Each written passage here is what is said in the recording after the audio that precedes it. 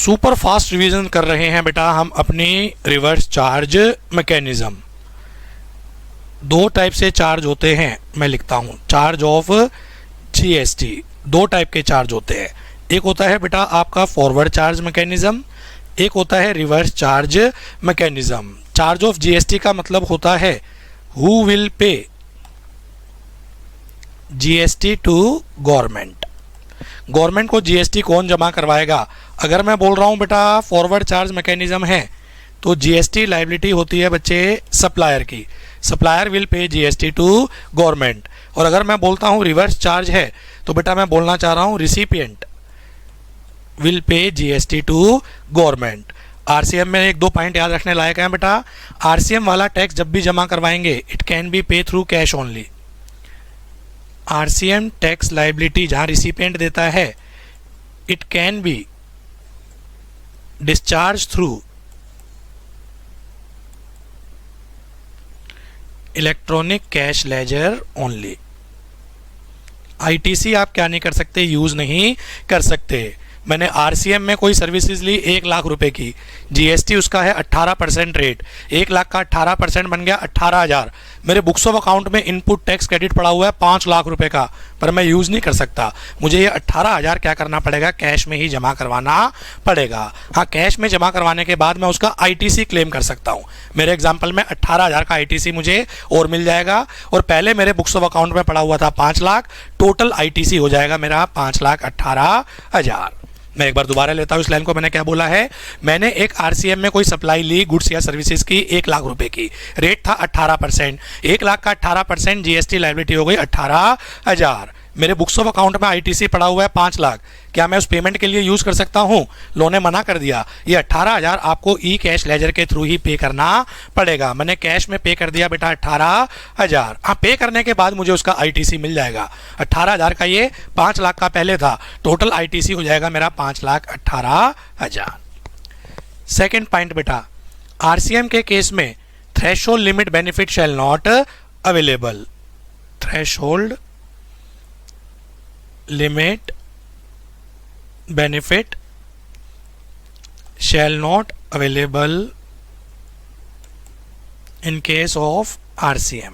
क्या मतलब, रजिस्ट्रेशन वाले चैप्टर में पढ़ाऊंगा कुछ स्टेट में 10 लाख, कुछ स्टेट में 20 लाख, कुछ स्टेट में 40 लाख तक रजिस्ट्रेशन की रिक्वायरमेंट नहीं है। रजिस्ट्रेशन की रिक्वायरमेंट नहीं है तो मुझे जीएसटी भी पे नहीं करना। जैसे इनकम टैक्स की थ्रेशोल्ड लिमिट है 2.5 लाख बेटा, ऐसी जीएसटी की थ्रेशोल्ड लिमिट स्टेट वाइज है, कुछ में 10 है, कुछ में 20 है, कुछ में 40 है। यहाँ तक जीएसटी पे करने की रिक्वायरमेंट नहीं है। पर अगर मैंने कोई ऐसी सर्विसेज ले ली या ऐसी सप्लाई ले ली जो रिवर्स चार्ज के अंदर कवर होती है, 1 रुपए की भी हो बेटा, उसके ऊपर जीएसटी हमेशा और हमेशा क्या होता है, चार्ज होता है। थ्रेशोल्ड लिमिट का क्या नहीं मिलता बच्चे, बेनिफिट नहीं मिलता। ठीक है जी, आ गया समझ में। रिवर्स चार्ज की बेटा चार्जिंग सेक्शन है सेक्शन 9 सबसेक्शन 3। सेक्शन 9 सबसेक्शन 3 ने बोला है नोटिफाइड सप्लाईज, इनके ऊपर आरसीएम लगेगा। नोटिफाइड सप्लाई गुड्स की भी हो सकती है, नोटिफाइड सप्लाई सर्विसेज की भी हो सकती है। 9.3 ने बोला है इनके ऊपर ही क्या लगेगा बेटा, आरसीएम लगेगा। दोनों के लिए ही नोटिफिकेशन इशू हुई है। नोटिफिकेशन नंबर 4/2017 सीटी। मैं जब भी बोल दूं सीटी इसका मतलब सीजीएसटी एक्ट की नोटिफिकेशन है। सर्विसेज की नोटिफिकेशन जो इशू हुई है बेटा, नोटिफिकेशन नंबर 13/2017 सीटी। सेंट्रल टैक्स का मतलब सीजीएसटी एक्ट की है। तो 9.3 से गवर्न होती हैं जितनी भी बेटा आपकी आरसीएम होते हैं। नोटिफाइड सप्लाई के ऊपर आरसीएम लगेगा। गुड्स भी नोटिफाइड हैं, सर्विसेज भी नोटिफाइड हैं। गुड्स की 5 कैटेगरी पढ़ाऊंगा, सर्विसेज की 22 कैटेगरी पढ़ाऊंगा बेटा, जो आपकी रिवर्स चार्ज के अंदर क्या होती हैं बच्चे, कवर होती हैं। गुड्स की नोटिफिकेशन 4/2017, सर्विसेज की नोटिफिकेशन नंबर 13/2017। तो पहले गुड्स की लेते हैं बेटा, जो अपनी रिवर्स चार्ज के अंदर कवर होती हैं। goods covered under reverse charge mechanism section 9(3) read with notification number 4/2017। 5 category में है बेटा गुड्स। सबसे पहली सप्लायर कौन होना चाहिए, एग्रीकल्चरलिस्ट। फार्मर। रिसिपिएंट कौन होना चाहिए? GST registered any person. किस चीज़ की सप्लाई हुई है? 4 चीज़ की सप्लाई हुई है। या तो रॉ कॉटन है, या आपका बेटा टोबैको लीव्स है, या आपका बेटा बीड़ी रैपर लीव्स है, जिसको हम तेंदू बोलते हैं बीड़ी रैपर लीव को, या आपका क्या है बच्चे? Cashew nuts. Cashew nut not shelled और पील्ड, कुछ होता होगा इनका मतलब, अपने को गुड्स के नाम याद करने हैं। सप्लायर आपका बेटा एग्रीकल्चरिस्ट होना चाहिए, रिसिपिएंट आपका जीएसटी रजिस्टर्ड होना चाहिए, और फर्स्ट पॉइंट में बेटा 4 गुड्स हैं, raw cotton, tobacco leaves, bidi wrapper leaves, cashew nuts. ये वाला केस बनेगा तो आपका आरसीएम लगेगा। इसके अलावा कितने मर्जी परमुटेशन कम्बिनेशन हो जाए बेटा, एफसीएम क्या होगा बच्चे? चार्ज होगा। एग्रीकल्चरिस्ट को बेटा डिफाइन कर रखा है सेक्शन 2 में, केवल 2 पर्सन ही एग्रीकल्चरिस्ट माने जाते हैं, इंडिविजुअल और एचईएफ। तो अगर आप पार्टनरशिप फॉर्म में काम कर रहे हैं, अगर आप बेटा कंपनी फॉर्म में एग्रीकल्चरिस्ट हैं, तो एग्रीकल्चरिस्ट की डेफिनेशन में नहीं आएंगे। और अगर एग्रीकल्चरिस्ट की डेफिनेशन में ही नहीं आएंगे बेटा, आपके एफसीएम क्या हो जाएगा बच्चे? आपका चार्ज हो जाएगा। क्योंकि आरसीएम के लिए वही कंडीशन एप्लीकेबल होनी चाहिए जो आपके सामने स्क्रीन पे है। तेजी से वाइंड अप करो। सप्लायर एग्रीकल्चरिस्ट होना चाहिए, इंडिविजुअल या एचईएफ। रिसिपिएंट जीएसटी रजिस्टर्ड होना चाहिए। सप्लाई 4 चीज़ों की है, raw cotton, tobacco leaves, bidi wrapper leaves and cashew nuts, covered under RCM. Second point बेटा, गुड्स की सेकेंड कैटेगरी थी आपकी साहब, सप्लायर मैन्युफैक्चरर होना चाहिए। होलसेलर या रिटेलर नहीं लिया लोने, क्या लिया है? मैन्युफैक्चरर। रिसिपिएंट जीएसटी रजिस्टर्ड होना चाहिए। और किस चीज की सप्लाई हुई है आपकी बार? सिल्क यार्न की। तो अगर ये सारे पॉइंट सेटिस्फाइड हैं, covered under RCM, recipient will pay GST. Supplier manufacturer होना चाहिए, रिसिपिएंट जीएसटी रजिस्टर्ड पर्सन होना चाहिए। नंबर 3, सप्लाई जो आती है बेटा आपकी, सप्लायर होनी चाहिए गवर्नमेंट, रिसिपिएंट होना चाहिए बेटा आपका लॉटरी डिस्ट्रीब्यूटर। सप्लाई किस चीज की हुई है बेटा आपकी? लॉटरी टिकट की, covered under RCM, lottery distributor will pay GST. चौथे केस में बेटा जो गुड्स का रिवर्स चार्ज है, सप्लायर अगेन गवर्नमेंट होनी चाहिए, गवर्नमेंट में central government, state government, local authority सब बेटा। रिसिपिएंट जीएसटी रजिस्टर्ड होना चाहिए। किस चीज की सप्लाई हुई है?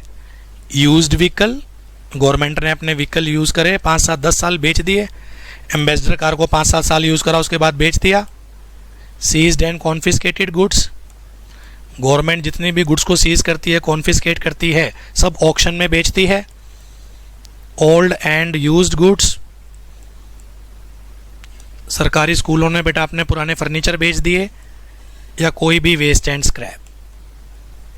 इन सबको या तो अलग अलग याद कर लो, या मैंने बेटा नॉर्मल क्लास में बोला था इसको ऐसे बोल दो, पुरानी गुड्स या कबाड़। ये किस में आ जाएगा बेटा? आपका आरसीएम के अंदर कवर होगा। Recipient will pay GST. और 5वां और लास्ट बेटा मैंने लिया था priority sector landing certificate. Priority sector landing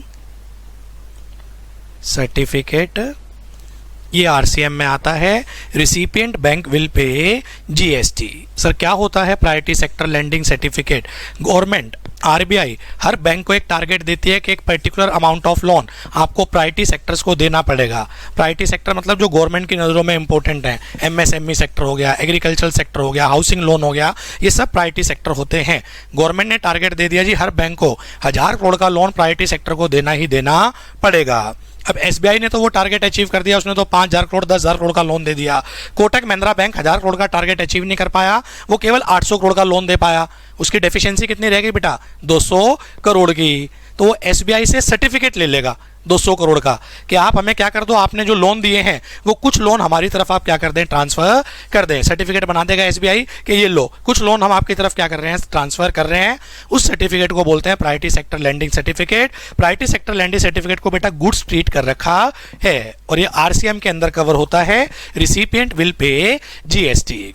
SBI ने ये सर्टिफिकेट दिया कोटक महिंद्रा बैंक को, Kotak Mahindra bank will pay GST.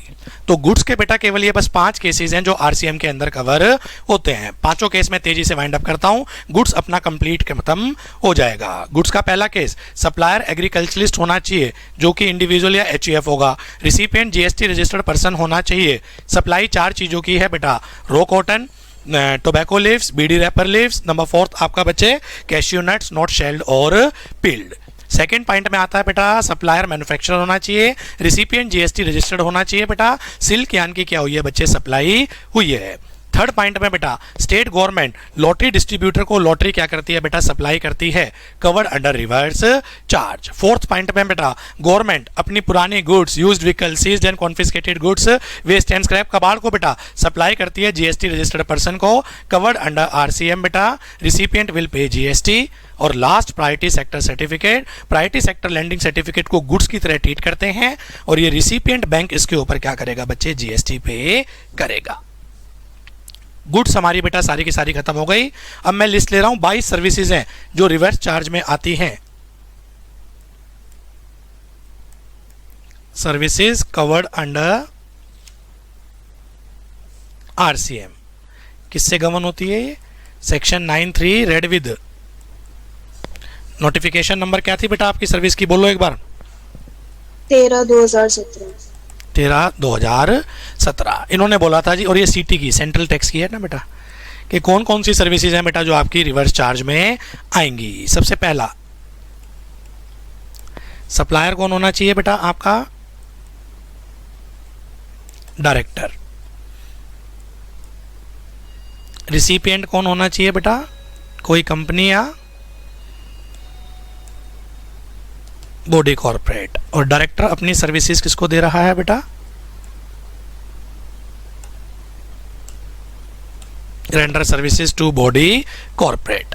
ये सर्विसेज बेटा रिवर्स चार्ज में आती हैं। फिर डायरेक्टर में मैंने कॉन्सेप्ट दिया था बेटा, शेड्यूल 3 ऑफ सीजीएसटी एक्ट बोलता है एम्प्लॉयर एम्प्लॉय रिलेशनशिप के ऊपर क्या नहीं है बेटा, जीएसटी नहीं है। एम्प्लॉयर एम्प्लॉय रिलेशनशिप के ऊपर जीएसटी नहीं है। तो अगर मैं बात करूं बेटा होल टाइम डायरेक्टर की, अगर मैं बात करूं एग्जीक्यूटिव डायरेक्टर की, अगर मैं बात करूं बेटा मैनेजिंग डायरेक्टर की, तो ये तो क्या होते हैं बेटा आपके treated as employee, double E का मतलब एम्प्लॉय। इनकी सर्विसेज के ऊपर तो बेटा जीएसटी ही नहीं है। अगर मैं बात करूं बेटा पार्ट टाइम डायरेक्टर की, अगर मैं बात करूं नॉमिनी डायरेक्टर की, अगर मैं बात करूं नॉन एग्जीक्यूटिव डायरेक्टर की, इनकी सर्विसेज बेटा ये एम्प्लॉय नहीं है, नॉट एन एम्प्लॉय। और जब ये एम्प्लॉय ही नहीं है तो इनकी सर्विसेज चार्जेबल टू जीएसटी। और वो जीएसटी किस में आ जाएगा बेटा, आरसीएम में।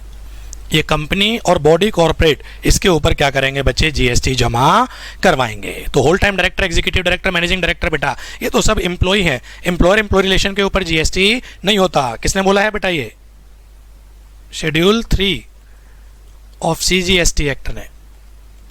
तो जब जीएसटी नहीं है तो एफसीएम और आरसीएम का क्वेश्चन अराइज नहीं होता। Part time director, nominee director, non executive director बेटा ये सब आपके एम्प्लॉय नहीं माने जाते। एम्प्लॉय नहीं है तो इनकी सर्विसेज के ऊपर क्या लगेगा बेटा, आपका जीएसटी लगेगा और वो आरसीएम के अंदर क्या हो जाएगा बच्चे, कवर हो जाएगा। इसमें एक इंपॉर्टेंट सर्कुलर आया था बेटा, सर्कुलर नंबर 10/2020।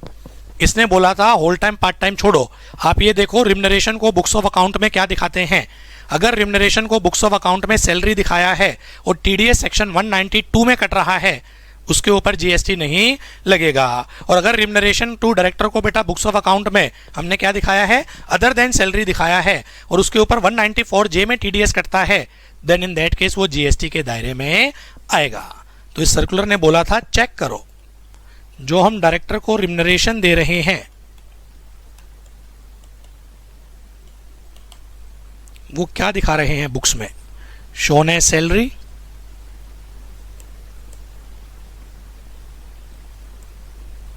या अदर देन सैलरी। सैलरी दिखा रहे हैं तो इसका टीडीएस कौन से सेक्शन में कट रहा होगा? सेक्शन याद मत करना नॉलेज के लिए, 192।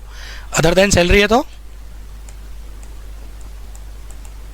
194J। इस केस में बेटा जीएसटी नहीं है, एम्प्लॉयर एम्प्लॉय की तरह ट्रीट करेंगे। इस केस में बेटा जीएसटी है, और जहां जीएसटी है वहां क्या लगेगा? आरसीएम।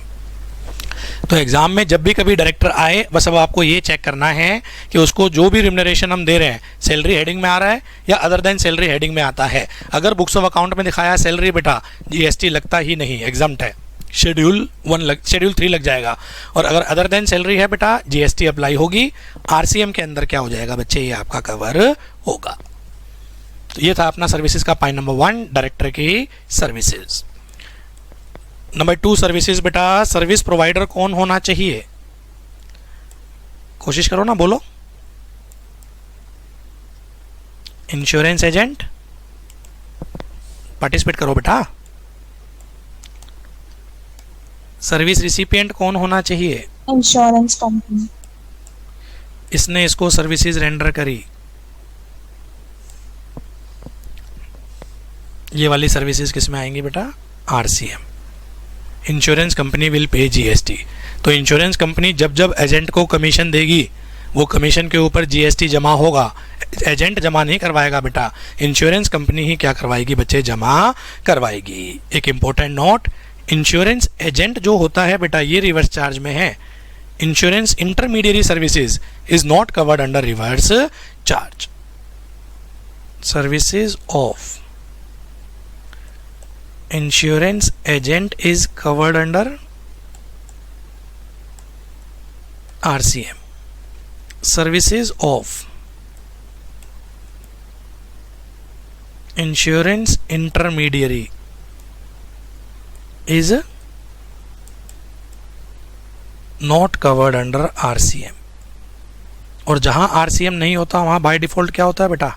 FCM। FCM। तो एग्जाम में चेक करना कि वो इंश्योरेंस एजेंट बोल रहा है या इंश्योरेंस इंटरमीडियरी बोल रहा है। इंश्योरेंस एजेंट बोल रहा है तो उसकी सर्विसेज को रिवर्स चार्ज में ले लेना।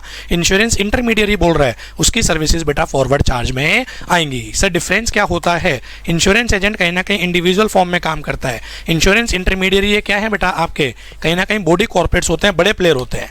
जैसे जो ये ऑनलाइन बेटा करवाते हैं अपने, क्या नाम था ये सर्विसेज का, कई वेबसाइट है ना जो ऑनलाइन सर्विसेज देते हैं इंश्योरेंस के रिगार्डिंग। पॉलिसी बाजार। पॉलिसी बाजार सबसे बड़ा बेटा, पॉलिसी बाजार। पॉलिसी बाजार इंश्योरेंस इंटरमीडियरी है, उसकी सर्विसेज जो आएंगी बेटा वो किस में आएंगी साहब? फॉरवर्ड चार्ज मैकेनिज्म में आएंगी।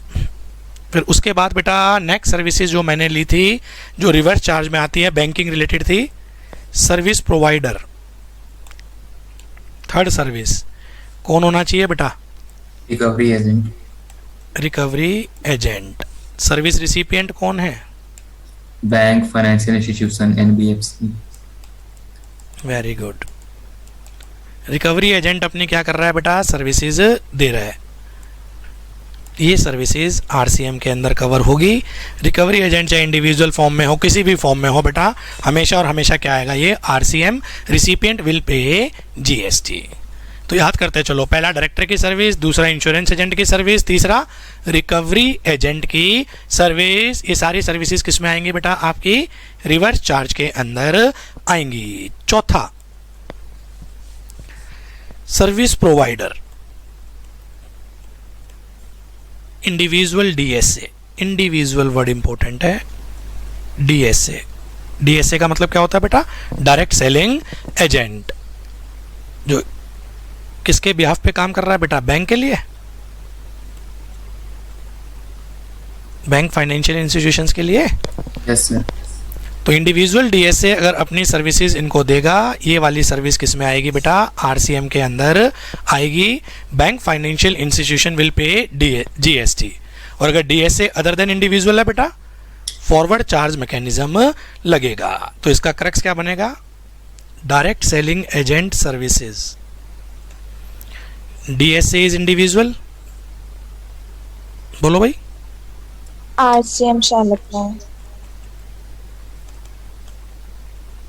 Other than individual, CM shall apply। इसमें लगेगा बेटा RCM, इसमें लगेगा बच्चे FCM. FCM। ये हो गई अपनी सर्विस नंबर 4। सर्विस नंबर बेटा आपकी 5, बिजनेस फैसिलिटेटर। सर्विस प्रोवाइडर कौन है? Business facilitator. रूरल एरिया में बैंक अपनी सर्विसेज को बढ़ाना चाहता है, इसके लिए वहाँ के सरपंच की हेल्प ले ली, वहाँ के किसी ठोस पर्सन की जिसका लोगों के ऊपर इन्फ्लुएंस है उसकी क्या कर ली, असिस्टेंस ले ली, उसको कमीशन दे रहा है कि आप हमारे लिए बिजनेस लाओ, हम आपको कमीशन देंगे, उनको बोलते हैं बिजनेस फैसिलिटेटर। ये किसको सर्विसेज दे रहे हैं बेटा अपनी?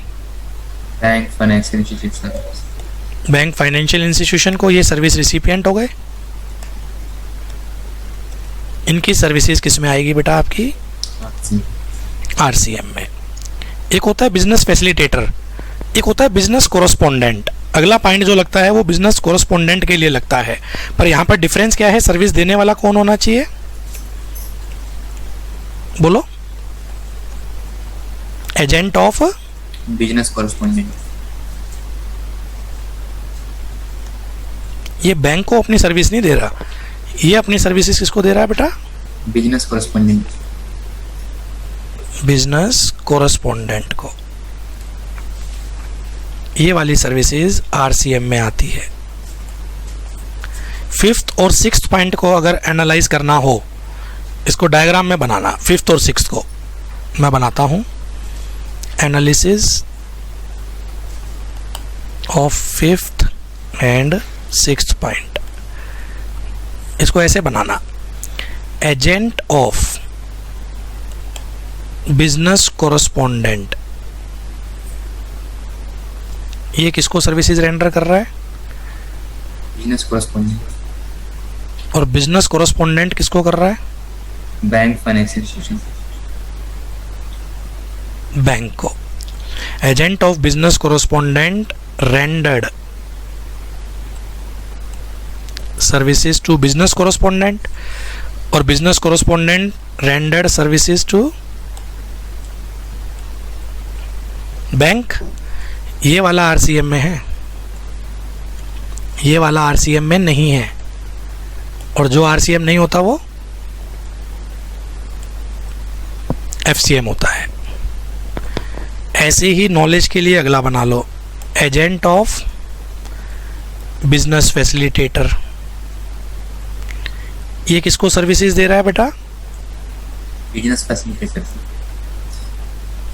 और बिजनेस फैसिलिटेटर आगे किसको दे रहा है? बैंक।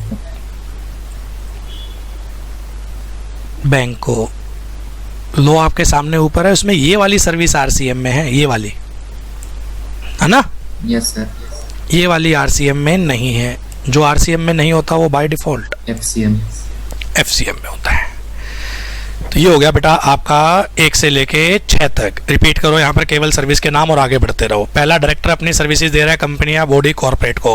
दूसरा, इंश्योरेंस एजेंट अपनी सर्विसेज दे रहा है इंश्योरेंस कंपनी को। तीसरा बेटा, रिकवरी एजेंट अपनी सर्विसेज दे रहा है बैंकिंग को। चौथा बेटा, इंडिविजुअल DSA अपनी सर्विसेज दे रहा है बैंक फाइनेंशियल इंस्टीट्यूशंस को।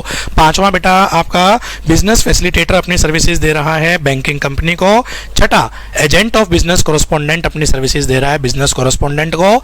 इन केसेस में क्या चार्ज होगा बच्चे? आपका रिवर्स चार्ज अप्लाई होगा। I hope you are getting the issue. Yes sir. सातवां है बेटा स्पॉन्सरशिप सर्विस। सर्विस देने वाला कौन हो सकता है? कोई भी। सर्विस लेने वाला कौन होना चाहिए? बॉडी कॉर्पोरेट या पार्टनरशिप फर्म। हाँ करो। Yes Yes, sir. Looking और ये कौन सी सर्विसेज दे रहा है? Sponsorship service. service. और इन हर पॉइंट में 1 से लेके 22 तक जो पढ़ाऊंगा उसमें ये ध्यान रखना सर्विस लेने वाला कहाँ का है? टैक्सेबल टेरिटरी का। ठीक है बेटा। Sponsorship services covered under RCM। और इंपॉर्टेंट नोट ये बनेगा, अगर सर्विस रिसिपिएंट बॉडी कॉर्पोरेट या पार्टनरशिप फर्म के अलावा कोई और है, सर्विस रिसिपिएंट बॉडी कॉर्पोरेट या पार्टनरशिप फर्म के अलावा अगर कोई और है, FCM लग जाएगा। तो जैसे सर्विस देने वाला था SRCC कॉलेज, इसका एनुअल फेस्ट स्पॉन्सर कर दिया, मिस्टर ए जीएसटी रजिस्टर्ड ने। एनुअल फेस्ट इसका स्पॉन्सर कर दिया बेटा एक्स लिमिटेड ने। एनुअल फेस्ट इसका स्पॉन्सर कर दिया वाई लिमिटेड यूएस ने। एसआरसीसी सर्विस प्रोवाइडर हो गया बेटा, Shri Ram college of commerce. Yes sir. सबसे पहला मिस्टर ए ना तो बॉडी कॉर्पोरेट है ना पार्टनरशिप फर्म है, तो आरसीएम नहीं लगेगा। क्या लगेगा? FCM. FCM. X limited body corporate है, कंपनी बॉडी कॉर्पोरेट होती है, यस सर। इस केस में क्या लगेगा? RCM। RCM. Y limited no doubt body corporate है पर बाहर की है, यस फॉरेन की है। FCM। फॉरेन तो जब भी आ जाए बेटा क्या लग जाता है फिर? एफसीएम। तो क्रक्स बस ये याद रखना है, स्पॉन्सरशिप सर्विस लेने वाला बॉडी कॉर्पोरेट और पार्टनरशिप फर्म है तो आरसीएम। इसके अलावा कितने मर्जी केस बनते रहें बेटा, आपका एफसीएम क्या होगा बच्चे? चार्ज होगा। Am I making sense? Yes sir. Next बेटा इसके बाद कौन सी सर्विस है? सिक्योरिटी गार्ड वाली, Yes. Security services. Security services service देने वाला कौन होना चाहिए? सर्विस देने वाला Other than body corporate. Body corporate. Other than body corporate. Participate करो भाई, बहुत बढ़िया। सर्विस लेने वाला कौन? GST register. जीएसटी रजिस्टर्ड, दो को छोड़ के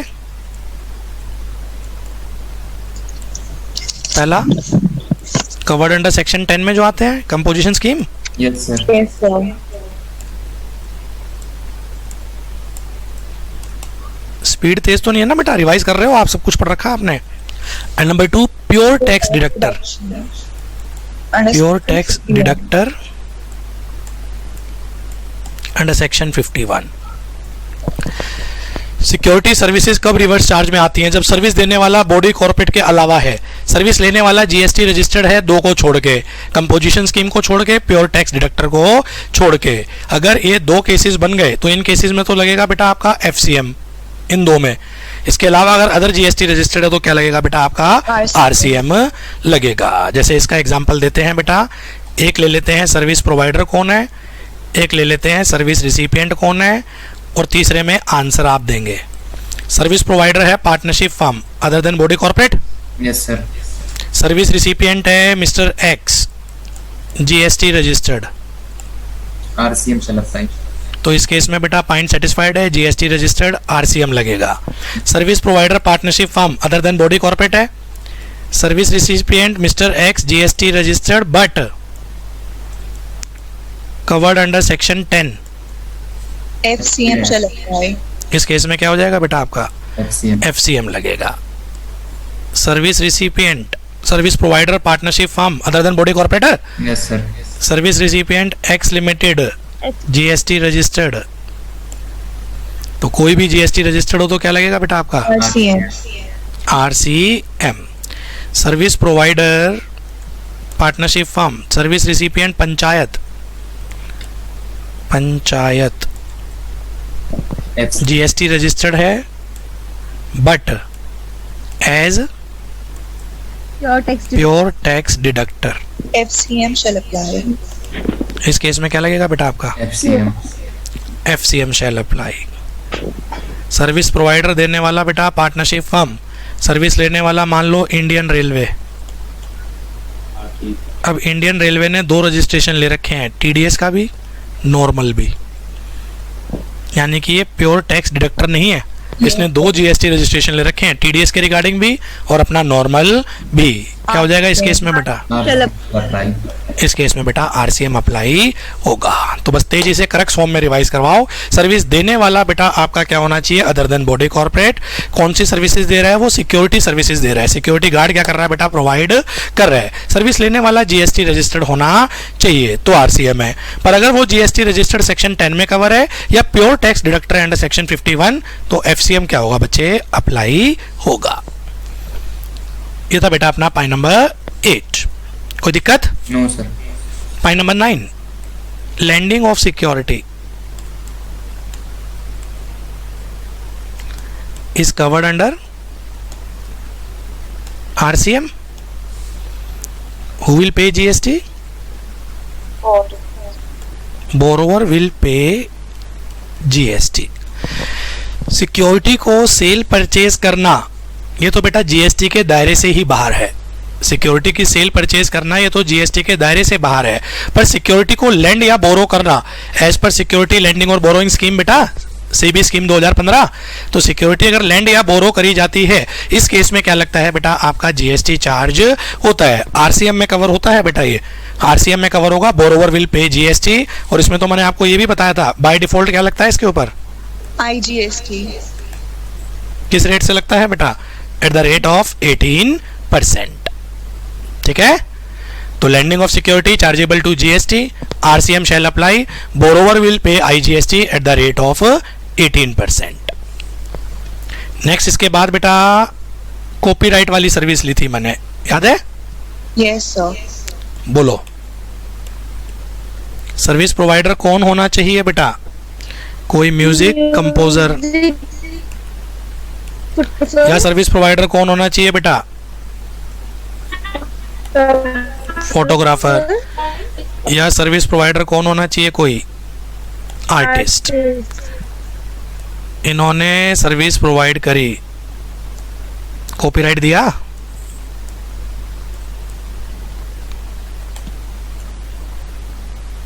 ट्रांसफर करा बेटा इन्होंने कॉपीराइट, किसको करा, किसी म्यूजिक कंपनी को, किसी बेटा प्रोड्यूसर को या लाइक को। Always covered under RCM. और ये याद रखना रिसिपिएंट टैक्सेबल टेरिटरी का होना चाहिए। रिसिपिएंट अगर फॉरेन टेरिटरी का हो गया बेटा एफसीएम हो जाएगा। जैसे एग्जांपल दिया था ना मैंने, ए आर रहमान साहब, इन्होंने अपने म्यूजिक राइट दिए इंडियन कंपनी टी सीरीज को, तो इंडियन कंपनी टी सीरीज है बेटा, रिवर्स चार्ज लग जाएगा। और इन्होंने राइट दिए थे वेंगा कंपनी यूएस को, उस केस में क्या लगेगा बेटा आपका एफसीएम। आरसीएम तभी लगता है बेटा जब सर्विस रिसिपिएंट कहाँ का होता है बच्चे आपका टैक्सेबल टेरिटरी। वो हर सर्विस के केस में है जो भी मैं लिखवा रहा हूं। ये हो गया पॉइंट नंबर 10। पॉइंट नंबर 11 फिर कॉपीराइट था, पर यहां सर्विस देने वाला कौन था,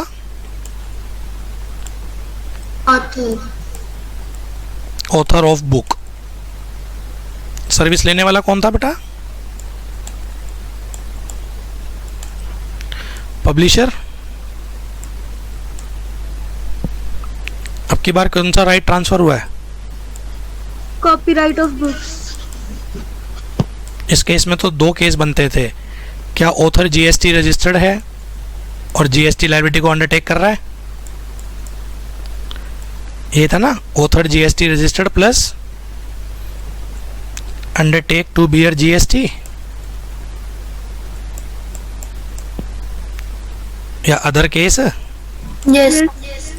तो ऑथर अगर खुद जीएसटी रजिस्टर्ड और वो खुद कह रहा है कि मैं जीएसटी जमा करवा दूंगा, तो एफसीएम लगेगा। बाकी केसेस में पब्लिशर देगा बेटा। तो मैंने अपने राइट दे रखे हैं बेटा जैन बुक डिपो को, मैं जीएसटी रजिस्टर्ड हूँ और मैं खुद कह रहा हूँ जी मैं ही जीएसटी जमा करवा लूंगा, तो फिर तो क्या लगेगा बेटा एफसीएम। मैंने बोल दिया जी मैं जीएसटी जमा नहीं कराऊंगा, पब्लिशर आप ही, जैन बुक डिपो आप ही जमा करवाना, तो ठीक है जी जैन बुक डिपो से मैं जमा कराऊंगा, तो उस केस में क्या लग जाएगा बेटा आपका RCM. Clear? Yes sir. Next service इसके बाद ली थी बेटा रियल एस्टेट वाली थी ना, याद आ रही हो तो। सप्लायर ऑफ सर्विस कौन था बेटा, any person, land owner. Any person, any person.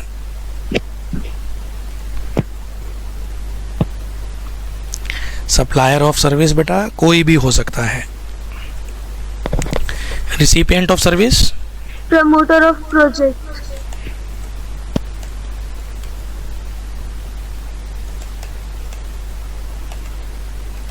किसने अपना क्या करा है, लैंड में डेवलपमेंट राइट दिया है कि इसके ऊपर प्रोजेक्ट बना लो, ट्रांसफर ऑफ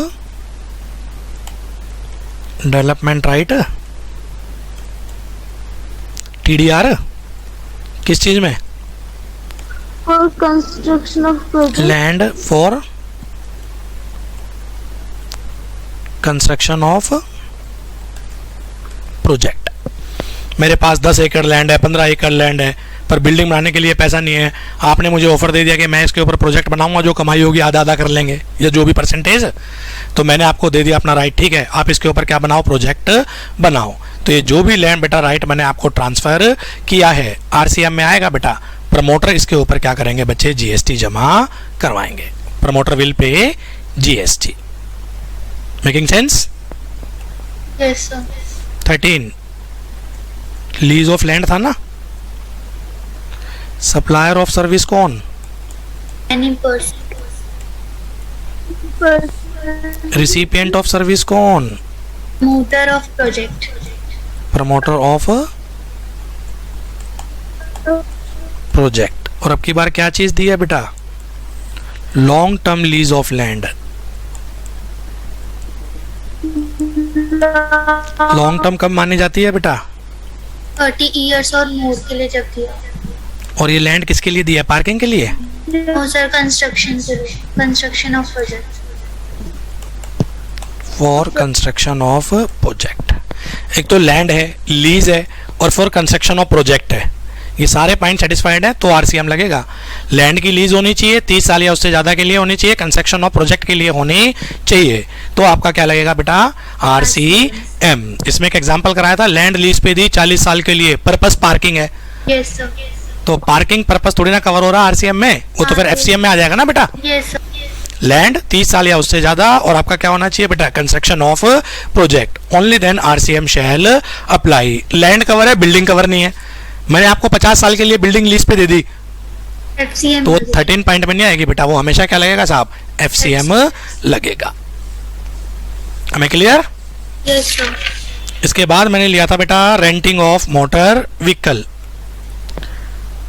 सर्विस देने वाला कौन? Other than body corporate. Other than body corporate. Service recipient कौन? Body corporate. Body corporate. ये होना चाहिए बॉडी कॉर्पोरेट. सर्विस देने वाला अदर देन बॉडी कॉर्पोरेट होना चाहिए, सर्विस लेने वाला बॉडी कॉर्पोरेट होना चाहिए. इसने इसको कौन सी सर्विस दी है? Renting of motor vehicle. Motor vehicle में ट्रक वरक आएंगे क्या? No sir, passenger. Passenger vehicle. Motor vehicle भी कौन सा होना चाहिए? Passenger vehicle. पैसेंजर वाले, कार वार, जिसमें बेटा हम उनसे चार्ज क्या करेंगे, उसमें कॉस्ट ऑफ फ्यूल भी होगा. Yes sir. Cost of fuel is included in price charge.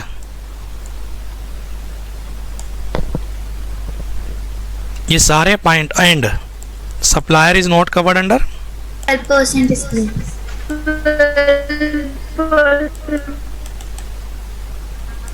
ये सारे पॉइंट अगर सेटिस्फाइड हैं ए टू जेड सारे, ओनली देन बेटा आपका आरसीएम लगता है. इसके अलावा कितने मर्जी केस बनते रहें, एफसीएम. तेजी से लेता हूं. एक तो रेंटिंग ऑफ मोटर व्हीकल होना चाहिए, वो मोटर व्हीकल जिसमें हम पैसेंजर को कैरी करते हैं, यानी कि कार वार किराए पे देता हूं बेटा मैं, या बसेस किराए पे देता हूं, और सामने वाले से जो चार्ज करता हूं वो मैं ले लेता हूं कॉस्ट ऑफ फ्यूल भी. जैसे मैंने बताया था ना, कॉर्पोरेट्स के लिए मैं कैब चलाता हूं, पर किलोमीटर 15 रुपए के हिसाब से चार्ज करता हूं, उसमें ड्राइवर भी मेरा, कैब भी मेरी, फ्यूल भी मेरा. Yes sir. हाँ जी. और मैं बेटा 12% वाली स्कीम में नहीं हूं. मतलब अगर मैं खुद ही इनवाइस रेज कर दूं 12% के हिसाब से, फिर तो फॉरवर्ड चार्ज लगेगा. मैं इनवाइस रेज नहीं करता 12% वाला, और बाकी पॉइंट अगर सेटिस्फाइड हैं तो आरसीएम लगेगा बेटा. आरसीएम के केस में who will pay GST? Body corporate will pay GST. और आरसीएम के केस में रेट कितना परसेंट हो जाता है आरसीएम में? 5%. 5%. तो अगर ये सर्विस आरसीएम में आएगी तो 5% के हिसाब से जीएसटी लगेगा, और अगर बेटा सप्लायर ही जीएसटी दे रहा है तो वो 12% के हिसाब से क्या करेगा? जीएसटी देगा. फिर फॉरवर्ड चार्ज लगेगा, आरसीएम लगेगा ही नहीं. ठीक है. आरसीएम कब लगता है? आरसीएम जब सप्लायर 12% वाली स्कीम में नहीं है और बाकी सारे पॉइंट क्या है बच्चे? सेटिस्फाइड है. Making sense? Yes sir. Next बेटा 15th कौन सी थी? Transportation of goods by road. Yes sir. GTA service, goods transport agency. क्या था ये? ट्रांसपोर्टेशन ऑफ गुड्स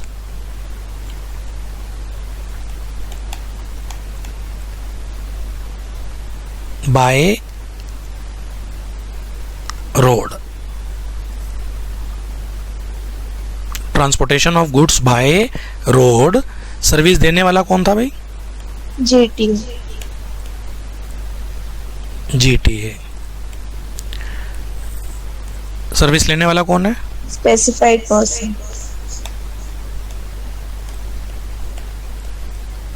एक बार स्पेसिफाइड पर्सन यही लिखवा दो.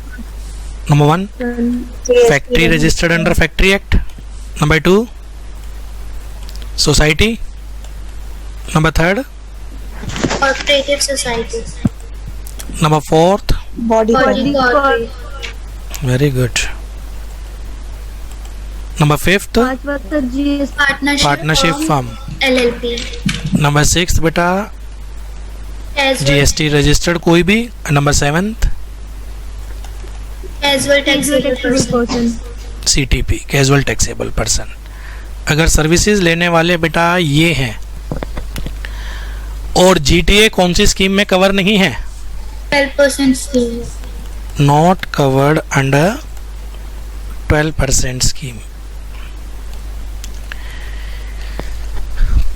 जीटीए 12% वाली स्कीम में नहीं है और स्पेसिफाइड पर्सन इन सातों में से कोई एक है तो आपका आरसीएम लगेगा. इसके अलावा बाय डिफॉल्ट क्या लगता है बेटा आपका? एफसीएम. सर क्या होता है ये 12% वाली स्कीम? पिछले में भी यूज हुई थी, इसमें भी यूज हुई थी. 12% वाली स्कीम ये होती है सप्लायर अपनी आउटवर्ड सप्लाई के ऊपर 12% के हिसाब से जीएसटी चार्ज करता है और अपनी इनवर्ड सप्लाई के क्या करता है? वो आईटीसी क्लेम करता है. दोबारा बोलना चाहूँगा, सप्लायर अपनी आउटवर्ड सप्लाई पे क्या करता है? 12% जीएसटी चार्ज करता है और अपनी सारी इनवर्ड सप्लाई के क्या कर लेता है बेटा? वो आईटीसी क्लेम करता है. तो अगर जीटीए जैसे truck operator Mahavir transport company अगर अपनी आउटवर्ड सप्लाई पे 12% जीएसटी चार्ज करेगी तो आरसीएम कुछ नहीं लगेगा, फिर तो सीधा क्या लगेगा बेटा? एफसीएम. और अगर महावीर ट्रांसपोर्ट 12% वाली स्कीम में नहीं है, अब चेक करो क्या स्पेसिफाइड पर्सन इन सातों में से कोई एक है? अगर आंसर आता है हाँ कि स्पेसिफाइड पर्सन इन सातों में से कोई एक है तो क्या लग जाएगा बेटा? आपका आरसीएम लगेगा. और आरसीएम के केस में हु विल पे जीएसटी बेटा? Recipient will pay GST. Making sense? Making sense or not? Yes, sir. Next बेटा services provided by arbitrator to big business entity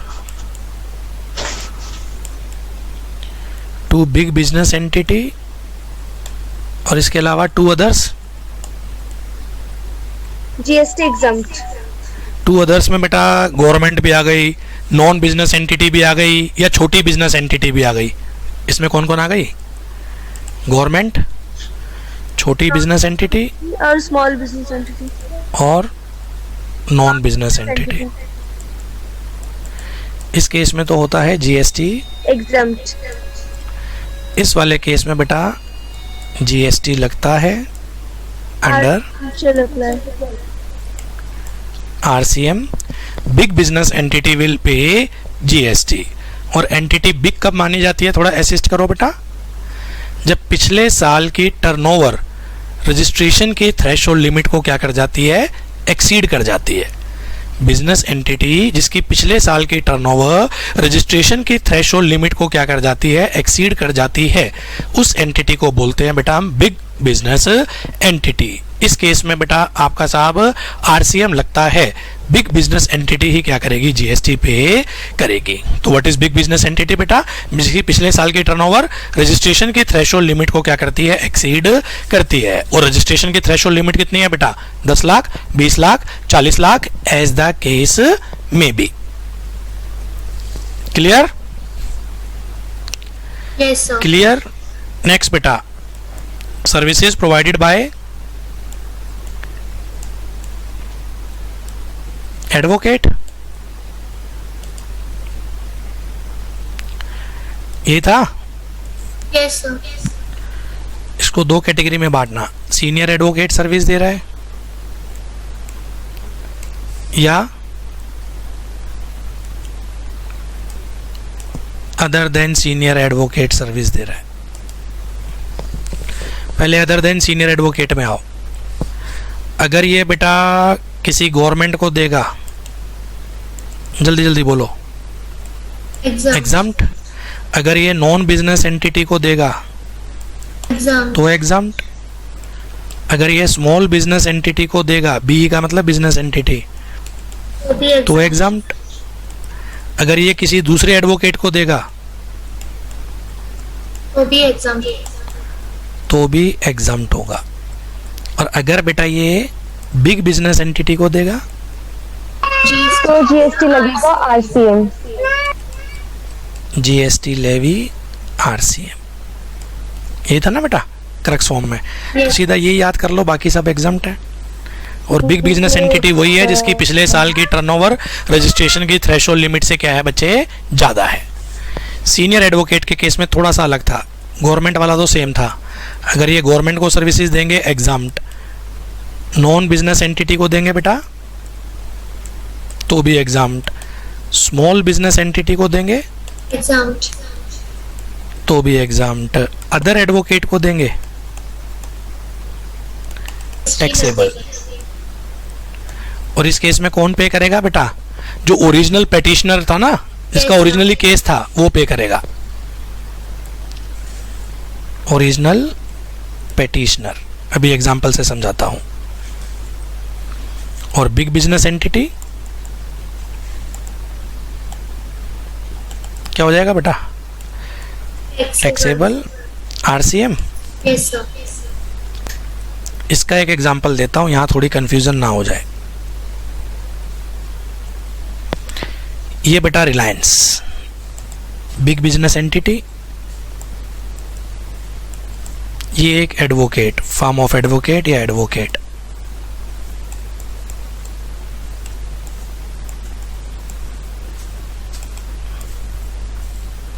और ये ले लेते हैं हरीश साल्वे।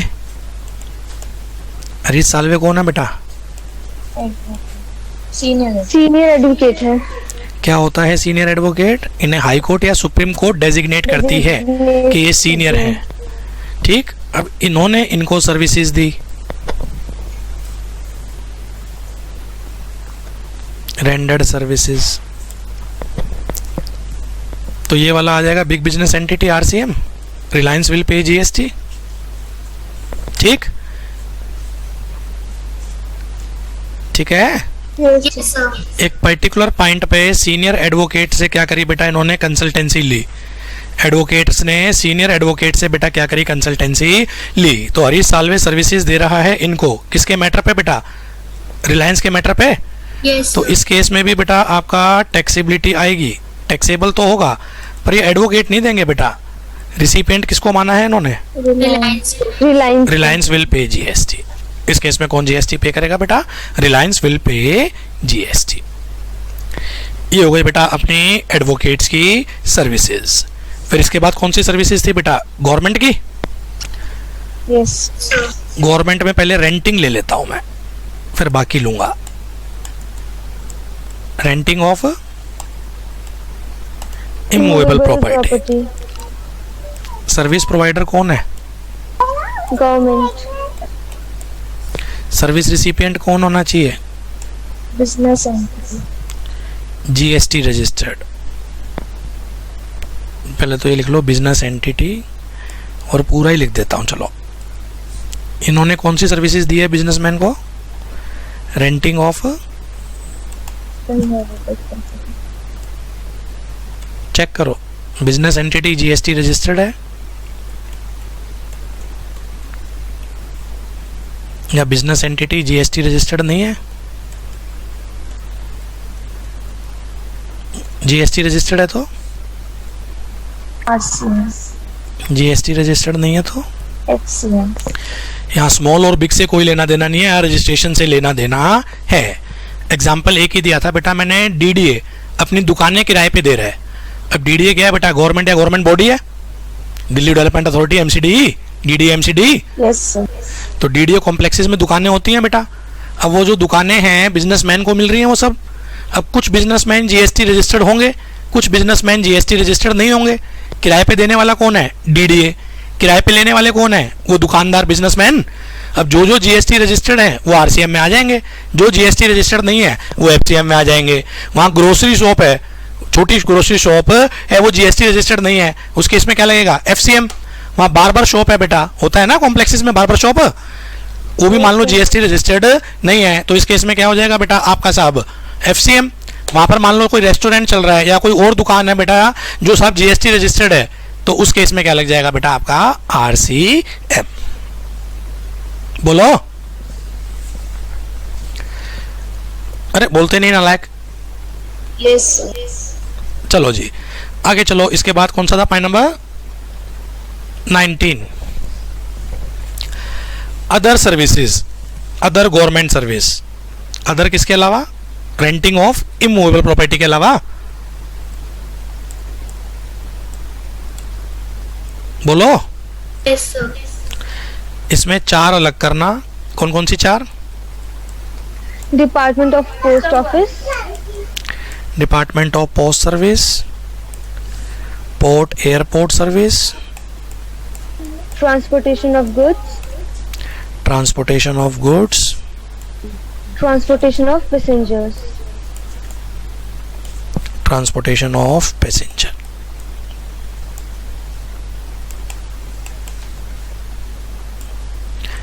राइटिंग समझते रहना, जो बोल रहा हूं उस पर ध्यान देना। ये चार सर्विसेज अलग बेटा, इसके अलावा बाकी सर्विसेज अलग।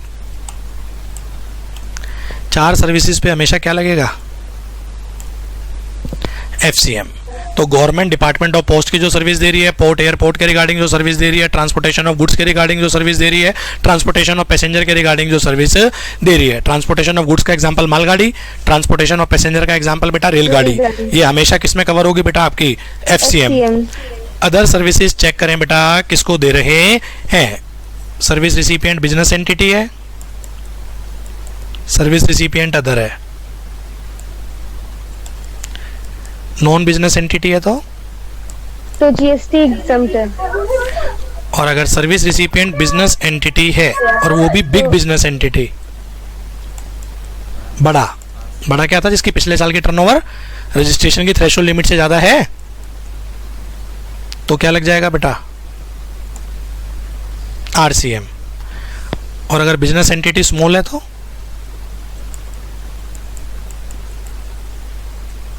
Exempt.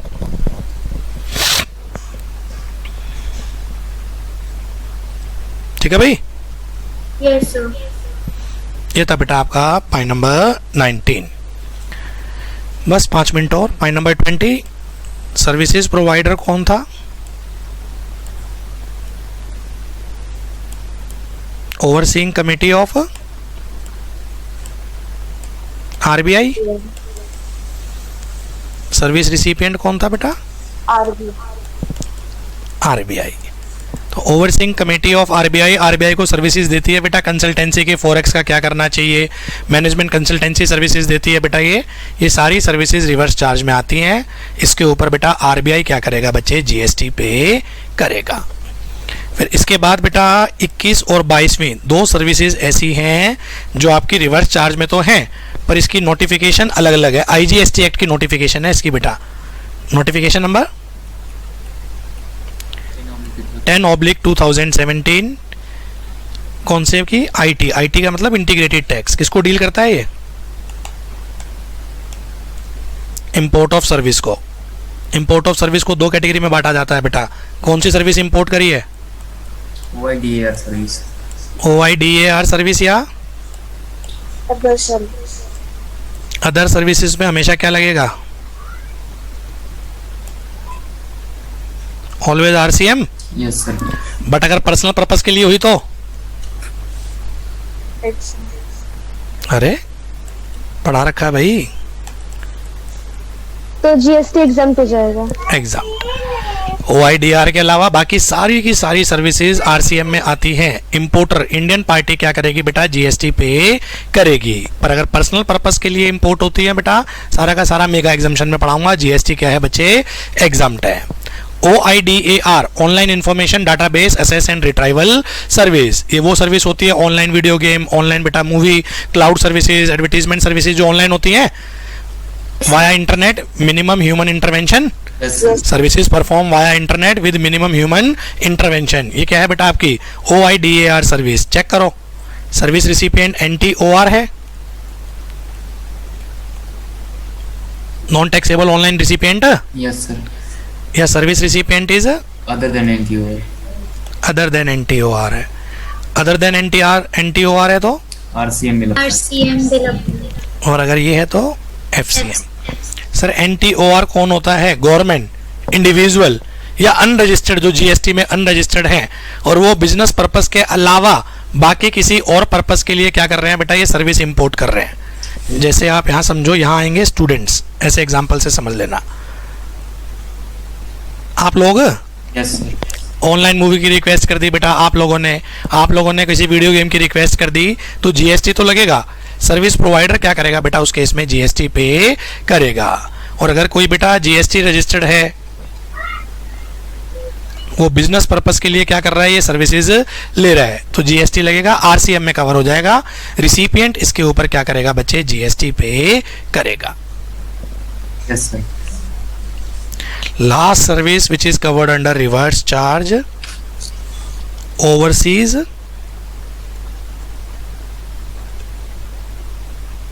transportation of goods by sea route। Notification number क्या था बेटा इसका आपका साहब? 4/2017। कौन से उसकी एक्ट की थी ये? IT। Integrated tax IGST act की। ये क्या था बेटा? सप्लायर है जियांग टेक्सटाइल, जिंग टेक्सटाइल, कुछ भी नाम लिख दो, चाइना का। बायर है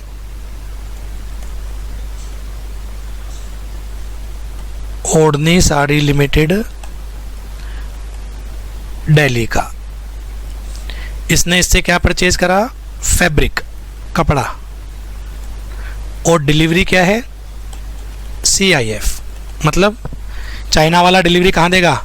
इंडियन पोर्ट पे। चाइना वाला डिलीवरी कहाँ देगा बेटा गुड्स की? इंडियन पोर्ट पे। इसके लिए क्या करा सप्लायर ने बेटा? शिपिंग कंपनी ली चाइना की।